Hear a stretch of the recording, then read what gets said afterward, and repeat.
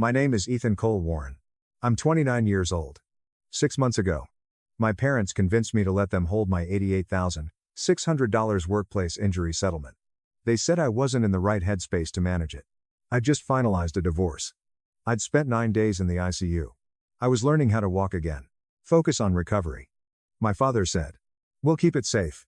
What they didn't tell me was they had already decided where that money was going. Not into a high-yield account. Not into anything stable. They wired it into my older brother Caleb's cryptocurrency venture. The one promising 8 to 12% monthly returns. The one he said would triple in 6 months. The one my father called a smart family move. When complications hit and my surgeon told me I had 12 days to come up with $29,700 or risk permanent damage to my leg, I called my father. He didn't hesitate. "We can." 2 words. Calm. Final. He said the investment was locked. Pulling out early would mean heavy penalties. "You don't want to lose everything." He added. I was asking for my own money. To keep my leg. He hung up before I finished speaking. What they don't know is that I kept everything. Every bank statement. Every transfer confirmation. Every email where my father agreed Caleb didn't need to tell me yet. They don't know I have the wire timestamp. The account number. The memo line that says family allocation. And they don't know what I'm about to do with it. But before I tell you how this ends, you need to understand how I ended up dependent on the same people who decided my body was negotiable. The divorce was finalized on August 19th. L'enseignant Archeseux. 14 minutes in a quiet courtroom in Des Moines, Iowa. The judge skimmed the paperwork. Asked if we both agreed. And stamped the end of 3 years like he was processing a refund. "You're free to go," he said. I didn't feel free. I felt reduced. My ex-wife kept the house. I kept the remaining credit card balance, and the truck loan. The mediator called it equitable distribution. I called it starting from negative. I moved into a 1-bedroom apartment on the south side. Thin walls. Worn carpet. 6-month lease because it was all I could risk. I told myself it was temporary. I worked nights as a shift supervisor at a regional distribution hub outside the city. The place never shut down. Conveyor belts humming. Pallets shifting. 40 employees rotating under fluorescent lights from 11 p.m. to 7 a.m. Base salary $55,000. Overtime when available. It covered rent. Barely. Most mornings. After clocking out, I'd sit in my truck with the engine off and stare at the dashboard before driving home. Not crying. Just calculating. Rent. Utilities. Minimum payments. Gas. I had 8 months left on that lease when the accident happened. I got 6 weeks. The lease ended January 31st. I hadn't secured anything cheaper yet. I was stacking overtime. Building savings. Trying to create margin before making another move. Then Valentine's night came. The overnight shift. The catwalk above the sorting line. 12 feet up. One slip changed the math. After the ICU. After the titanium rod in my femur. After the doctor said no weight bearing for 6 weeks minimum. The question wasn't emotional. It was practical. "Where will you be staying?" the discharge nurse asked. I opened my mouth. Nothing came out. My parents answered for me. "He's coming home with us." My father said. It wasn't framed as support. It was logistics. I couldn't drive. I couldn't climb stairs. I couldn't stand without a walker. So I went back to the house I grew up in. Back to the navy blue bedroom with a twin bed and old football plaques on the shelf. I told myself it was temporary. Just until I could walk again. I didn't realize I was stepping back into a system where independence had always been conditional. Where help came with access. Where being strong meant you didn't get to ask twice. Moving back home didn't create the pattern. It exposed it. My father, Thomas Warren, sat at the head of the dinner table every night like he was chairing a board meeting, instead of eating meatloaf. 63. Senior claims manager at a regional insurance firm. The kind of man who believed control was the same thing as care. My mother, Diane, managed tone, the way other people manage budgets. She softened his edges. Translated his silences. Justified his decisions before anyone could question them. And then there was Caleb, 34. My older brother. Real estate agent, when his license was active. Entrepreneur when it wasn't. Always on the verge of something big. Always one deal away. Caleb was the golden child. Not because he succeeded. Because he needed saving. College, University of Missouri. 4 years. Roughly $172,000 by the time tuition. Housing. And expenses were totaled. My parents paid it in full.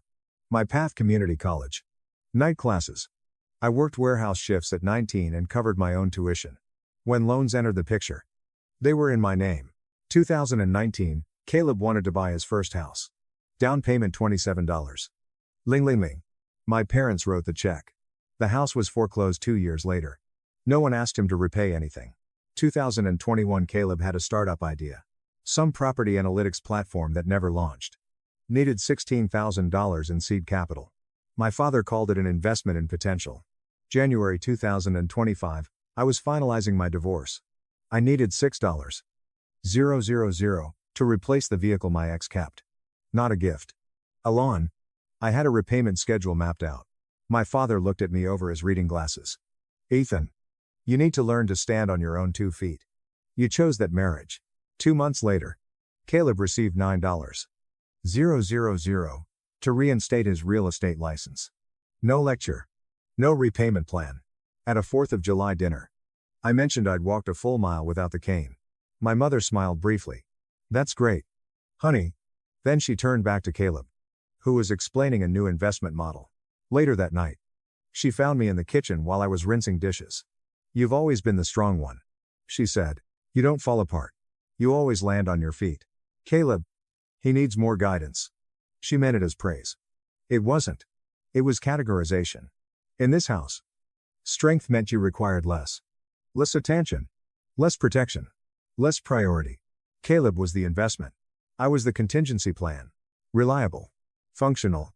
Self-correcting. When I stopped asking for help, they called it maturity. When he kept asking, they called it ambition. I didn't resent it out loud. I adapted. Worked more hours.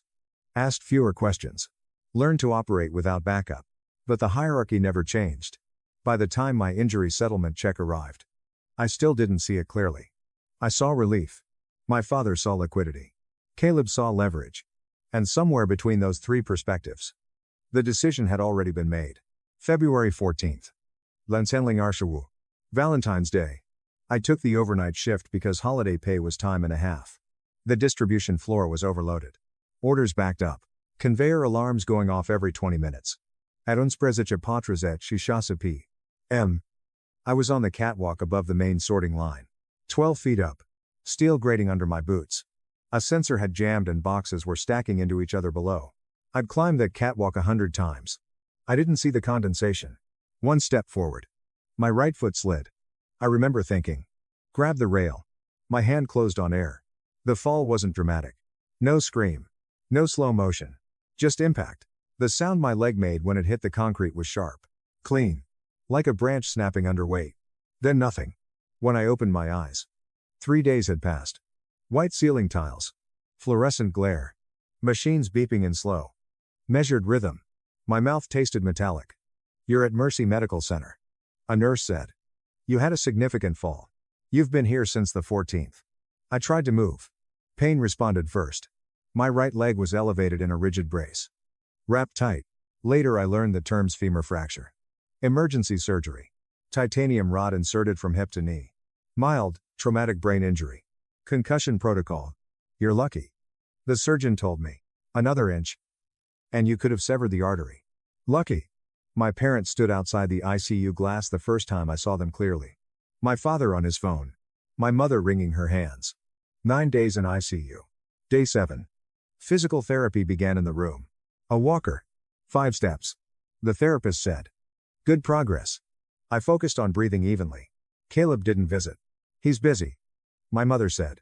I didn't ask with what. Discharge day came February 23rd. No weight bearing for at least 6 weeks. The orthopedic surgeon said. Physical therapy 3 times a week. He shouldn't be alone. The nurse looked at me. Where will you be staying? My lease had ended 3 weeks earlier. I'd been planning to find something cheaper before signing again. Then the fall happened. Before I could answer, my father did.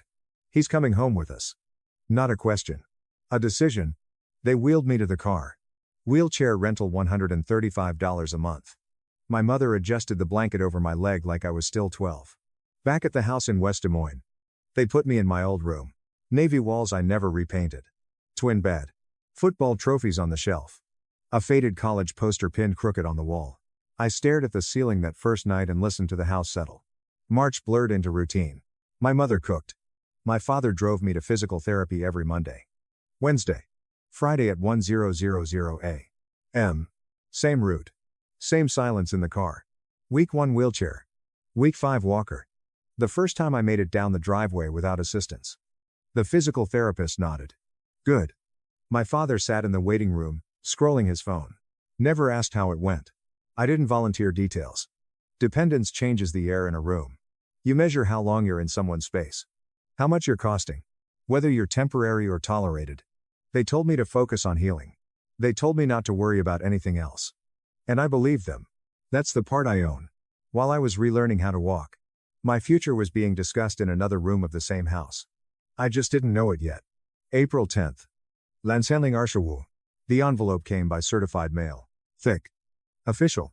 Return address from my workers' compensation attorney. I opened it at the kitchen table.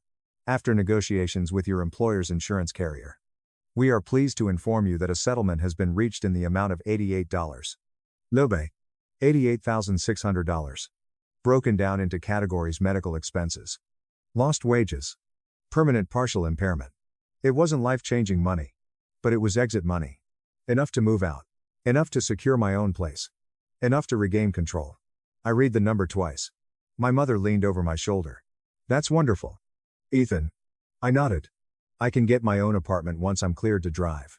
She didn't answer immediately. We should talk to your father first. The way she said it automatic. Procedural should have registered. April 25th. The check arrived. My name on the pay line. My father drove me to Prairie State Bank. I was still using the walker. Couldn't drive yet. He insisted on coming inside. We sat across from a banker named Melissa. My father handled most of the conversation. My son's been through a traumatic few months. He said. Divorce. Surgery. Rehab. He's not in the best headspace to manage a large sum right now. I started to speak. He continued. What if there's another emergency? What if he falls again? I'd like to be added to the account temporarily. Just for security. Melissa looked at me. That would make this a joint account. Both parties would have full access. Full access. My father turned to me. It's temporary. Until you're fully back on your feet. Back on your feet. I thought about the walker in the parking lot. The therapy bill still arriving. The fact that I was sleeping in my childhood bedroom. I signed. Forms printed. Initials placed. Signature at the bottom. Account created. $88,600 deposited at 2:14 p.m. Thomas Warren added as joint owner. On the drive home, he rested his hand briefly on my shoulder. You just got divorced, he said. Let us make sure you don't make emotional decisions with this. I didn't argue. At the time, it sounded reasonable. Responsible. Protective. At dinner that night, my mother asked. Everything set. All taken care of. My father said. I nodded. I thought I had secured my recovery. I thought I had bought myself independence. Early May. While I was at physical therapy practicing balance without the walker, something else was being practiced at that same kitchen table. A pitch. A calculation. A decision. I didn't know the money was already being positioned. I didn't know the account I had just signed was about to become leverage. And I didn't realize that the most expensive signature I'd ever written wasn't on a divorce decree. It was in that bank lobby. I didn't know what happened in that kitchen until months later. But I've reconstructed it. Bank statements. Printed emails. Timestamps. Early May. Tuesday afternoon. I was at physical therapy. Learning to walk 50 feet without the walker. Caleb was at my parents' dining table with his laptop open. Look at this. He told them. The screen showed charts rising in clean diagonal lines. Testimonials. Screenshots of supposed investors claiming 5-figure monthly payouts. Black Peak Mining Collective. He said. 8 to 12% monthly. Compounded. That's generational money. My father leaned closer. How much do you need? Minimum buy-in is $60,000. Caleb said. But if we put in the full 88.6, we hit premium tier. Priority withdrawals. Higher yield. My mother hesitated. That's Ethan's settlement. Caleb didn't pause. This is for the family. When it matures, we triple it. He'll thank us. My father asked the only question that mattered. How fast? There's a window. This week. Premium tier closes after. That was enough. May 4th. Lansanling Arshawu. 3:22 Bavol. While I was gripping parallel bars in a therapy room. Trying not to buckle under my own weight. My father logged into the joint account. Recipient Black Peak Wallet, Caleb Warren amount $88,600, memo family allocation. He clicked confirm. Wire transfer successful. Funds available within 24-48 hours. He printed the confirmation page. Filed it in his desk drawer. Closed the browser. At trade doaz chipatre p.m. I walked my first 50 feet without assistance. They measured progress in projected returns. I measured it in steps. The pattern wasn't new. Caleb's college funded. Caleb's down payment funded. Caleb's startup funded.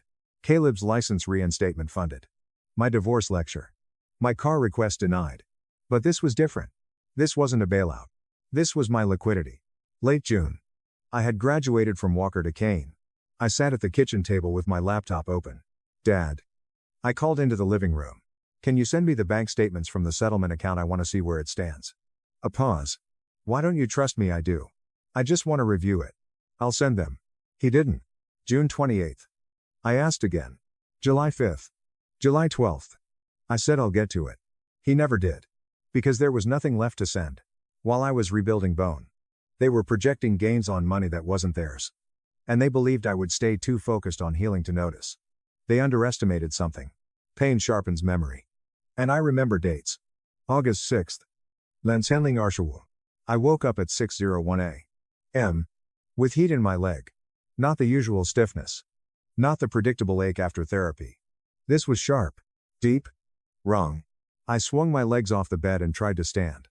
My knee gave out. I caught the dresser before I hit the floor. Sweat broke across my back. I hadn't called out of work once in 4 years. I texted my floor lead. Not coming in. Leg issue. Urgent care sent me for imaging. The technician went quiet halfway through the x-rays. That silence again. August 8th. Dr. Harlan's office at Mercy Orthopedics. He pulled the scans onto the screen and pointed. The fracture never fully fused. He said. You've developed a non-union. There's also early vascular compromise around the knee. I stared at the monitor. What does that mean? It means without revision surgery. You're looking at permanent loss of function. Worst case. Amputation if necrosis spreads. The word landed flat. How soon? You have about 2 weeks before the damage becomes irreversible. 2 weeks. I asked the next question. How much? He called billing in. They ran insurance. Explained deductibles. Out-of-network biologics. Experimental graft material.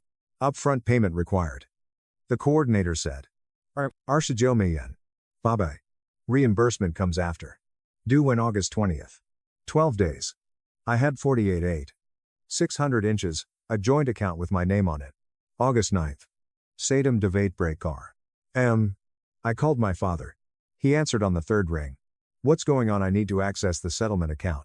I have to schedule revision surgery. Pause. What kind of surgery? Bone graft. Hardware replacement.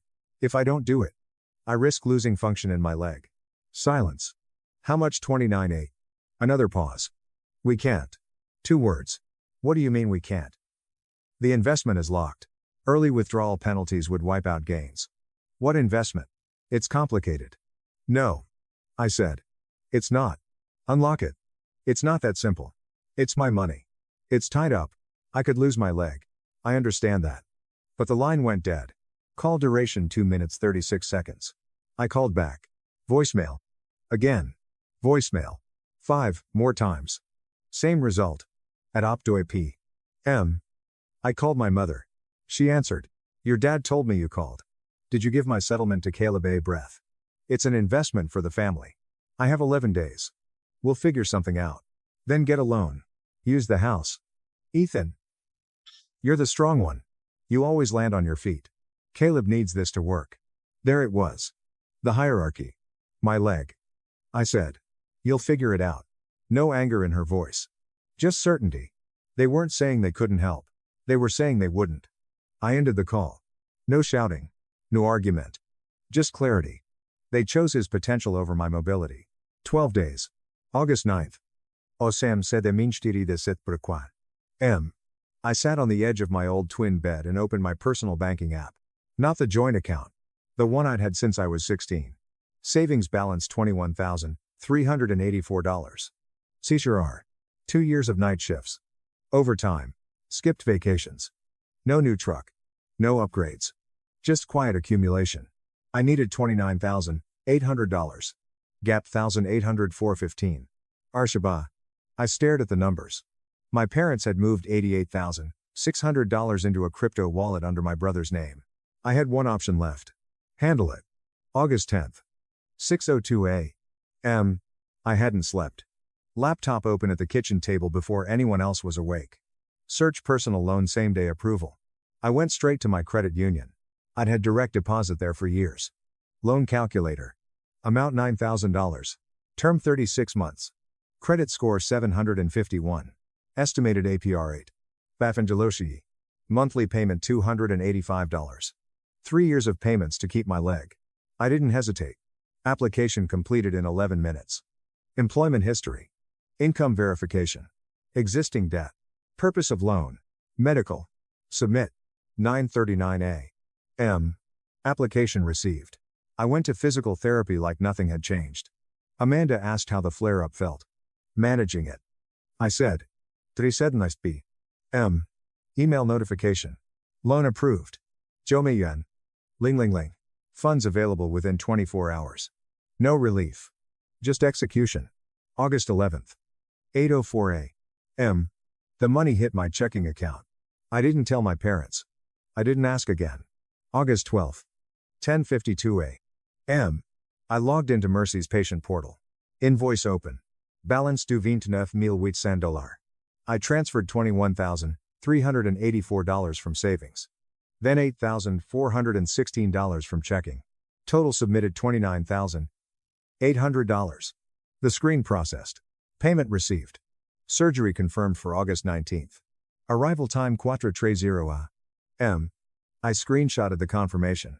Then I checked my accounts. Savings $0. Ling ling. Checking $162. Sherba. Loan balance $9,000. I closed the laptop. My savings were gone. My debt had increased. My leg was secured. That night, my mother knocked on my door. We heard you scheduled surgery. She said. I didn't turn around. Where did you get the money? I handled it. She smiled softly. Like I'd proven her right. See, we always knew you would. You're the strong one. I faced the window. Get out. She hesitated. Ethan, get out. She left. I locked the door. Sat in the dark until sunrise. They thought strength meant I didn't need them. They were wrong. It meant I no longer depended on them. August 19th. 4:28 a.m. My friend Marcus waited in his truck outside. I left a note on the kitchen counter. Surgery at 6. Don't come. Marcus didn't ask questions. He just drove. I didn't look back at the house. Pre-op lights. Cold air. Hospital bracelet tightened around my wrist. The anesthesiologist leaned over me. Count backward from 10. 10. 9. 8. I went under alone. Woke up in recovery 4 hours later. My leg wrapped. Heavy. Stable. Marcus sat in the chair beside the bed. Procedure went well. He said. I nodded once. No missed calls. No messages. 3 days inpatient. No visitors from home. The silence was clean. August 22nd. Discharge. Marcus drove me to his apartment. Spare room set up. Clean sheets. Folding desk. Stay as long as you need. He said. I didn't argue. I had chosen my leg. And in doing that, I had chosen myself. August 25th. Sunday morning. My parents left for church at 8:58 a.m. Same routine. Same timing. Marcus parked 2 blocks away. I waited until their car disappeared at the end of the street. Then I used my key. Crutches under my arms. Brace tight around my leg. The house smelled the same. Lemon cleaner and old carpet. I didn't waste time. Went straight to my room. Duffel bag already half packed. Clothes. Laptop. Important documents. Then I stood in the hallway. My father's office door was closed. Not locked. It never was. Why would it be? He didn't think I'd look. I pushed it open. Mahogany desk. Filing cabinet. Printer in sleep mode. Neat stacks of paper arranged like evidence waiting for trial. On top of the desk, Prairie State Bank statement. I stepped closer. Account holders Thomas Warren. Ethan Warren. Statement period May 1/31. Laun Sanling Arsha Wu. I flipped to the transaction page.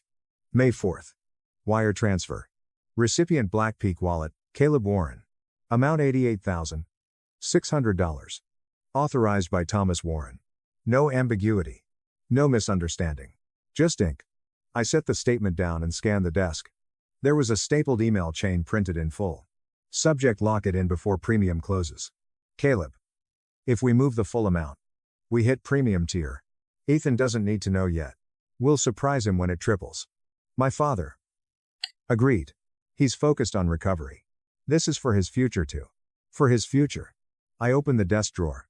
Inside was a printed pitch deck. Black Peak Mining Collective. 8-12% monthly returns. Priority withdrawals. Guaranteed growth. Guaranteed. I took out my phone. Photographed every page. Every timestamp. Every header. Then I opened my laptop. Created a folder. Evidence. Uploaded the photos. Backed them up to 3 separate cloud accounts. Emailed copies to myself twice. If they tried to deny it later, they wouldn't be able to. I heard a car door slam outside. They were back early. I slid the papers back into place exactly how I found them. Closed the drawer. Picked up my bag. As the key turned in the front door, I stepped out the side entrance. Marcus was waiting in the car. I didn't speak when I got in. He looked at my face once and started driving. They still thought I didn't know. They still believed the narrative held. But now I had documentation. And documentation shifts leverage. September 3rd. Lounsenling Arshawu. 2 weeks post-op. I was still on crutches. But stable. Clear-headed. Ahead of schedule in recovery. I sent one text to the family group chat. Dinner at my place. Shest nichpi. I'm cooking. Don't bring anything. My mother replied first. We'd love that. My father, see you then. I sent a separate message to my mother. Bring Caleb. She responded, of course. Marcus let me borrow his folding dining table. I set it for 4. Printed 14 pages of documentation. Placed them inside a manila folder. No speech rehearsed. No raised voice planned. Just numbers. Shestri Pry. Doorbell. I opened it. They walked in like nothing had happened. I'd made pasta. Garlic bread. Salad. We sat. We ate. Small talk moved around the table like it always had. Caleb talked about the next phase of the investment. Said the returns were stabilizing. My mother asked how my leg felt. Fine. I said. My father told a story about work. I didn't interrupt. After dessert, I stood up. Walked to the counter. Picked up the folder. Came back to the table. Set it in the center. I want my $88. 600 back. I said. Plus 6 months of interest at the rate you promised. That's $94. Joba Ishar. Due October 1st. Silence. Caleb stopped chewing. My father blinked once. My mother's fork slipped from her hand. I opened the folder. Slid the bank statement across the table. May 4th. Wire transfer. Black Peak wallet. Authorized by you. No one touched the paper. Next. The printed emails. You said I didn't need to know yet. Caleb's face drained of color. My father started to speak. I kept going. August 9th. I called you. I told you I needed surgery. I told you I could lose my leg. My father's jaw tightened. You hung up. My mother began crying quietly. You chose his investment over my leg. Caleb finally spoke. I didn't know it would. You bet on him. I said. Looking at my father. Then I placed the final document on the table. My loan statement. I paid $21. $384, from savings. Took out $9. 0 at opt. 61% for 36 months. No emotion in my voice. Just record. I handled it. Caleb whispered. I'm sorry. I looked at him. I bet on me. I picked up my crutches. Guess who won? No one answered. I walked to the door. Before stepping out, I turned once more. Don't contact me again. I closed the door behind me. Sedim Shestin Vizat B. M. In the hallway. I blocked my father's number. Then my mother's. Then Caleb's. My hands were steady. September went quiet. No calls. No messages. No attempts from alternate numbers. I focused on rehab. Morning physical therapy. Remote operations work in the afternoons until I was cleared to return part-time. Evenings icing my knee and making extra payments on the loan whenever overtime cleared. October 1st came and went. No 94.912 I didn't follow up. October 16th. 3 set promarin. A text from an unknown number.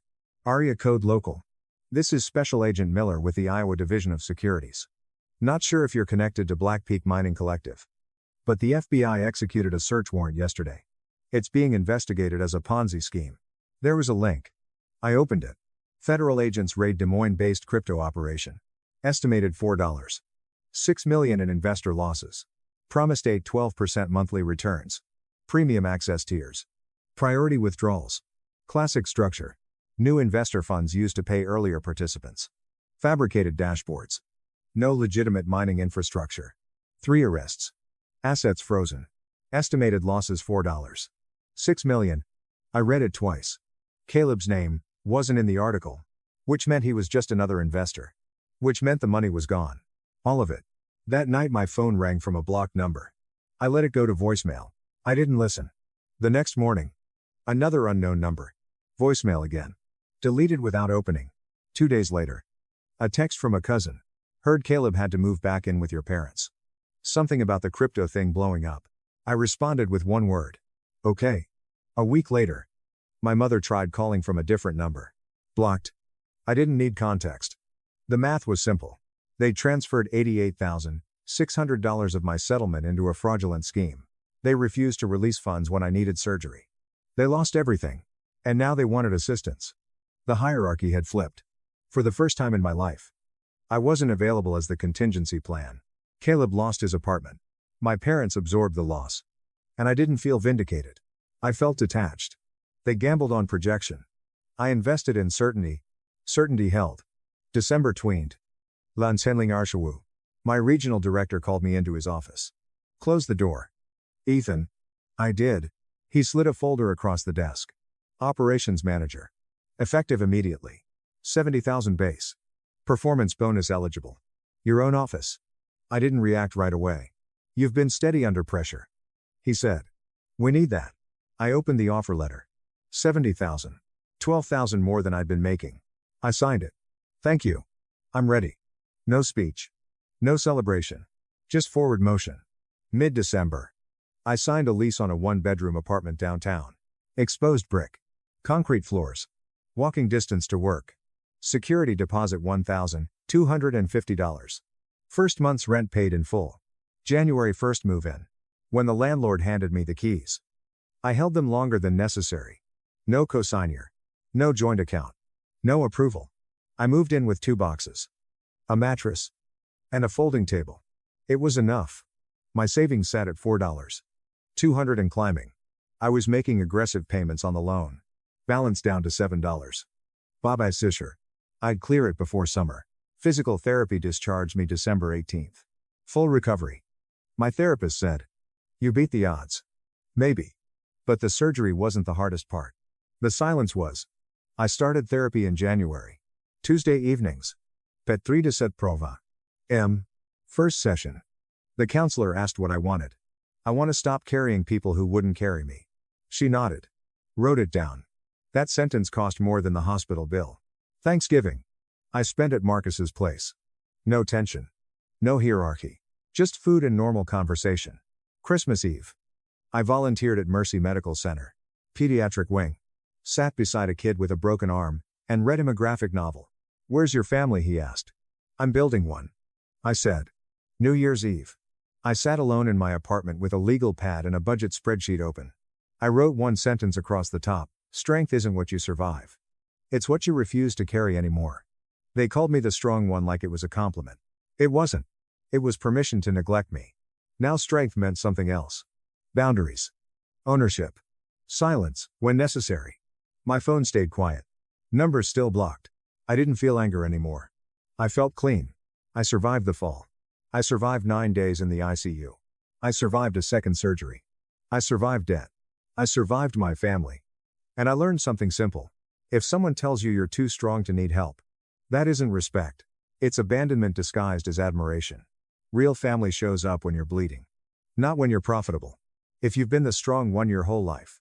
Hear this clearly, you're allowed to stop. You're allowed to choose yourself. And you don't owe survival to people who bet against you.